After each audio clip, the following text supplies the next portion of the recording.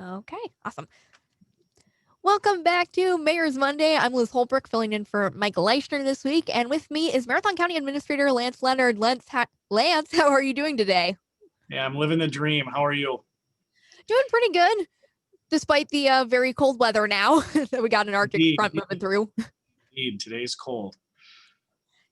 Yeah, so I thought we'd maybe start off with a couple things that happened at this past week's county board meeting. The first thing being that the task force about the size of the county board presented their final presentation where they said that they don't really want to do anything to change the size of the board, but maybe how the board works. How did that kind of go over with the full board this past week? Sure. Yeah, that was quite the undertaking that the county board really underwent the last several months. Excuse me. We had a number of supervisors who put in a great deal of time, energy, and effort. From my perspective, the only thing that was looking to change was how many bosses I have. But ultimately, I think they really did a great job. They took the analysis from a really goal-oriented standpoint. They didn't go into it with any preconceived notions. And at the end of the day, the county board, at least the recommendation to the county board is to not change the size, maintain a county board of 38. But to your point, I think they identified a couple of things they wanted to take a look at. First and foremost was how the board continues to function. Continues to function, its committee structure and the number of people appointed to those committees. So I expect the board to continue that effort and continue to learn more about how perhaps they can change the way that they work as opposed to altering the number of county board supervisors. Yeah, did they mention at all at the meeting what sort of timeline that would look like when looking at committees?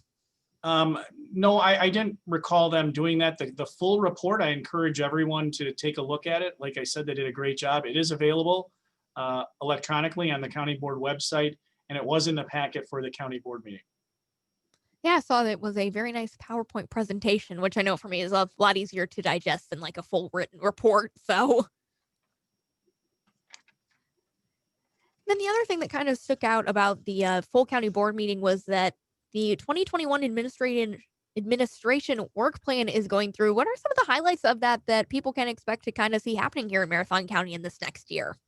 Sure. So some of the things that people have already seen, there's carryover from previous years. The most observable one, whether you look on the work plan or you drive around the city, particularly the southeast side, is our continued efforts to make renovations to the North Central Healthcare Campus. That really is job one, and our facilities team is on top of that, doing a fantastic job working with North Central Healthcare and the contractors to really give that campus not only a facelift, but really change the way that it operates to make better use of taxpayer dollars. So those are some of the things you'll see on the outside. We need to take a real holistic look at all of our facilities. That's really job two on the work plan.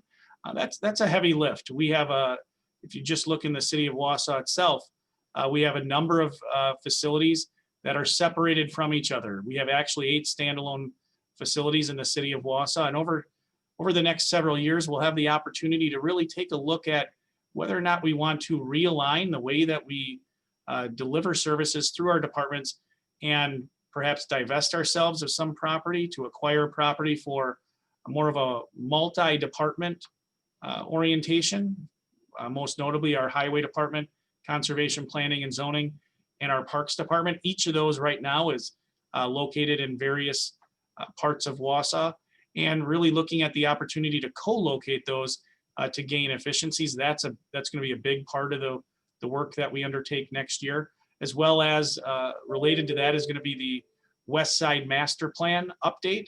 So the west side of the city of Wausau, in our terms, from the county's perspective, encompasses all the property we own at UW Stevens Point Wausau campus. It might surprise people to understand that that's a partnership between Marathon County government, and the UW system. We actually own and maintain all of the buildings on that campus.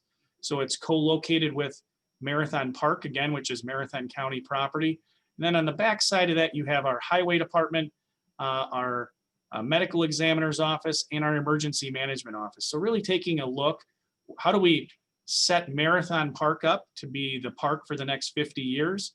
And also, how do we make sure that the departments we have located in that area really are set up for success moving forward? So that too is another really big planning area for the county to focus on in 2021, and that'll also probably take us into 2022.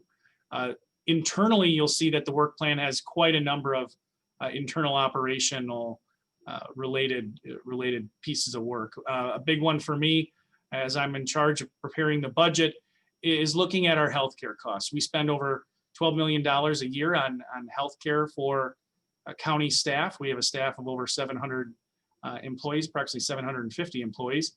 So we want to make sure that we're getting the best value for the taxpayer. And one of the ways that we're going to do that, one of the strategies, is to make sure through releasing a request for proposals that we are getting the best bang for our buck relative to healthcare. So are we, the way that we're providing healthcare, the fact that we are fully insured right now, is that the best way for us to make use of those tax dollars? So those are just a few of the highlights from the work plan. But again, like everything in county government, I always say we are as transparent as possible. You can go to the county website, go to the packet for the county board, and you'll see the entire draft work plan that the county board is going to consider adopting on Tuesday. Yeah, and kind of talking about the budget, since you just mentioned that, this was your first time as supervisor being really a part of that budget process in 2020. How did that go for you with your first year coming here in this position? Well, certainly, I have said taking over as the county administrator in 2020 certainly was more of a challenge than I anticipated when I looked at applying for the job at the end of 2019. So that said, I really have a great team here. We, across the board, all of our staff really do a fantastic job. Relative to the budget, I actually look at the budget as a year-long process. And in 2020, that was certainly the case.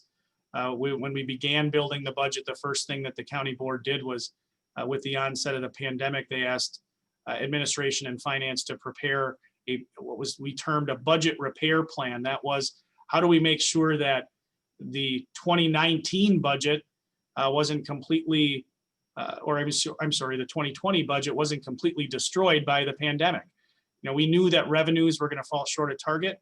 We knew that expenses were going to exceed targets. So they asked for an update halfway through the year of what those strategies might look like. And we prepared that 2020 budget repair plan. And that was reviewed by the HR, Finance, and Property Committee. And we carried those same strategies through the preparation of the 2021 budget. Again, the 2021 budget's online to take a look at it. You can see where your tax dollars, where they go. And I think it lays out a pretty comprehensive strategy for how we're going to approach 2021. And that is, we know that our expenses are going to exceed targets relative to our work in public health. We know that revenues are potentially volatile, that they might not have hit the targets we would have set in 2019 or that we would have expected in 2019 looking forward to 2021. So our budget was fairly conservative. I think our team presented a budget that called for holding higher amounts of funds and contingency to cover those unforeseen expenses. We also really limited the number of new positions in the county. We in fact didn't add any full-time equivalent positions. We only expanded a couple of positions in a couple of areas. So really a conservative budget in light of the financial situation we were in. And I think it sets the county up for success moving forward. Yeah, and you mentioned that public health is going to be a big part of that moving forward, especially since I feel like the pandemic response has changed a little bit now that vaccines are part of the equation since they came in late November, mid-December. So what's the county looking like now in the public health department responding to COVID and also managing vaccinations as that situation changes week by week? Yeah, week by week, in fact, day by day often. That's a great point. You know, we're really fortunate here in Marathon County. We have several large health systems, most notably Aspirus, Ascension, and Marshfield Clinic. And they're doing a great job, being very diligent in directly administering vaccines to the public. We also have several other vaccinating entities in the public. So right now, our public health is not directly administering vaccines. We're really taking our role to be one more of convening stakeholders, our health systems, to make sure we're being as consistent as possible and continuing to administer those vaccines efficiently and effectively. And right now, like I said, our health systems are doing a great job. Really, the bottleneck is on the side of vaccine availability. We're simply not getting enough vaccine to continue to make that a quick dent in vaccinating the public. So that's our public health role right now, is that convening and communicating role. If people have questions, I strongly encourage them to go to the county website. There's a COVID banner right across the top. You click on COVID, and one of the choices you have is a vaccine button. And we are updating that more than daily. We are making changes. So as the Wisconsin Department of Health Services puts out new guidance, we incorporate that into our website. And we also then sit down with our health systems to answer any questions they may have. Because like I said, right now, because we're so fortunate to have those health systems and those other vaccinators, and given the limited vaccine, we don't need to get into that direct administration role at this time. The health systems are doing a fine job. Our role really needs to be right now one of that convening and communicating, and then also look to the future to try to identify future gaps. There may come a time when local Marathon County Public Health needs to step into that direct vaccinator role for certain segments of the population, but we're not there right now based on the facts on the ground. Our health officer is meeting with local health systems, like I said, very, very frequently, and we'll continue to evaluate the situation and adapt as necessary. But right now, the message to the public is please be patient. We're continuing to wait on vaccine manufacturers and the state of Wisconsin to disseminate that vaccine to local vaccinators, our health systems, our Aspirus, Ascension, Marshfield, and others. And right now they're administering all the vaccine that they get each week in a very prompt fashion. So we don't have a shortage of vaccinators. We have a shortage of vaccine in the community right now. Yeah, definitely. And is that something that people can kind of see when they go to the county website and click on that COVID banner and go to the COVID page? Absolutely. We make that very clear that, we try to delineate what phase we're in. Again, I encourage people to go to the Marathon County website. Our public health department has done a great job putting together a very clear infographic. So a very good representation of the approach that's being taken in the state of Wisconsin, which is a phased approach. So we had, people have probably heard phase 1A, and we have just started to transition into phase 1B with police and fire last week being eligible. And then turning to Monday, the 25th, individuals 65 years of age and older are eligible. So that's that transition, that step transition into phase 1B that really is driven by DHS. People might think it's local health departments that are making those decisions. Those are decisions being made by the Wisconsin Department of Health Services. And we then take that guidance and are working with our local health systems to make sure that as few barriers exist to get the vaccine from the health systems into the arms of the people of Marathon County. Yeah, and I know one of the departments in the county that probably has had a little bit of a weirder year, not so much because of the pandemic, but because of conditions, is the highway department and snow maintenance. Feels like we haven't gotten a lot of snow yet this year here so far at the end of 2020 or into the beginning of 2021. What are things kind of looking like for the highway department and maintenance when they don't really have to deal with as much snow and ice as they usually would? Sure, great question. And I always knock on wood when we say we haven't gotten a lot of snow. But in all honesty, yes, I think, I look at everything through the lens of the budget. And our winter maintenance budget for our highway department is about $2.7 million. So we spend a lot of money on certainly wages drive that, but also materials. We put a lot of salt through salt brine onto our local county roadways and state roadways as well. And the fact that we haven't had as much snow and ice is a positive thing for our budget. So yeah, our usage is down slightly, but there's still a lot of time left in this winter season. I recall a couple of years ago, we got 20 plus inches in April. So our highway commissioner is very experienced, and he knows not to get too optimistic at this early stage of the winter, but certainly our highway activities continue. We continue to maintain the highways and make sure that should we get that snow, we're ready to respond, snow or ice. But certainly I know we have a highway commissioner who's happy at this point. Yeah, definitely. I also assume that's probably a lot of the public as well. I know I'm happy with having less snow personally, but Right, my snowblower has stayed in the garage. yep. And then kind of the last thing was something I actually observed watching the executive committee meeting. I think it would be a couple of weeks ago at this point now. There was a resolution that's had a lot of work done on it called the Community for All resolution, I believe is the correct title. And I guess in watching that meeting, I was surprised at how much pushback there was for a resolution that it sounds like is just trying to make people feel comfortable and welcome in Marathon County. From your kind of position at the top of the county, what does it look like a resolution like this needs to get support and maybe communicate that to the public?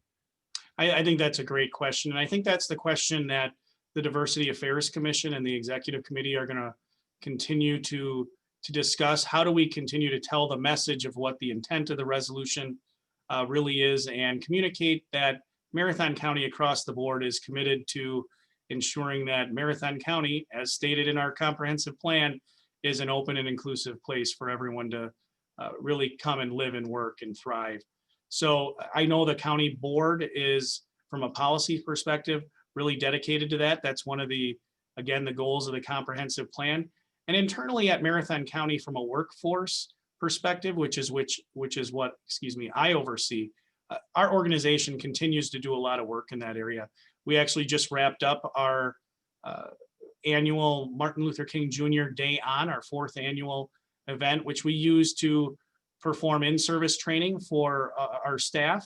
We had well over 300 staff that participated throughout the day, and much like everything in a pandemic, we had to pivot. Last January and each of the previous events, they were always in person. We would go down to the local UW campus, Stevens Point, Wausau campus, and have workshops devoted to mandatory trainings, and then also things in keeping with really the teachings of Martin Luther King Jr. about service. How do we ensure that we are continuing to devote our professional careers, which is what we do in government, to serving individuals less fortunate, and improve our understanding of concepts of diversity, equity, inclusion. But we had to do that virtually. So we had all of our staff participate in a series of WebEx events. I had the privilege of opening that event and presenting. So it was really, I was proud of our staff to find a way to get that done. And we'll continue to do all those efforts that are really important, to make Marathon County, in pursuit of that goal, that mission that we have to be the healthiest, safest, and most prosperous county in the state. And being an open and inclusive place is really central to that as well. Yeah, and is there anything that's kind of being changed right now that kind of works towards that goal? I think I remember hearing something at the executive committee about something to do with hiring changing a little bit, with like expanding the hiring pool. Yeah, great point. The other thing being discussed at the executive committee, really coming from the Diversity Affairs Commission, is this desire for us to take a look at how can we reevaluate our recruiting practices, our development practices, to make sure that we have that highly talented workforce, while also continuing to recruit and expand our diversity. So one of the things being discussed at the executive committee is amending our strategic plan to put in place a strategic plan goal that is specifically aimed at ensuring Marathon County is an open and inclusive place to live and work. And one of the goals that internally we would have to accomplish that is to review our own hiring practices. And that's going to be discussed at the HR, Finance, and Property Committee, the Human Resources, Finance, and Property Committee. And I think there's some opportunities there. We really have focused our recruiting efforts locally, and we have a very talented local workforce, and we've been served well in recruiting in that fashion. But are there opportunities for us to look at that perhaps a little differently, recruiting really outside of the central Wisconsin area? And maybe that'll have a positive impact on expanding the diversity of our workforce. Yeah, definitely sounds like some good goals there.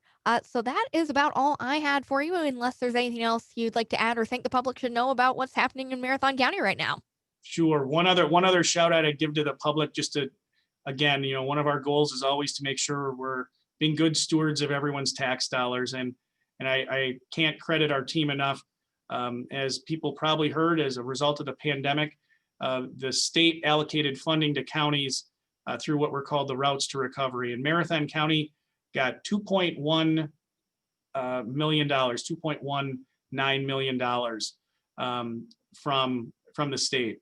And credit to our team, we really kept track of all of those dollars for reimbursement.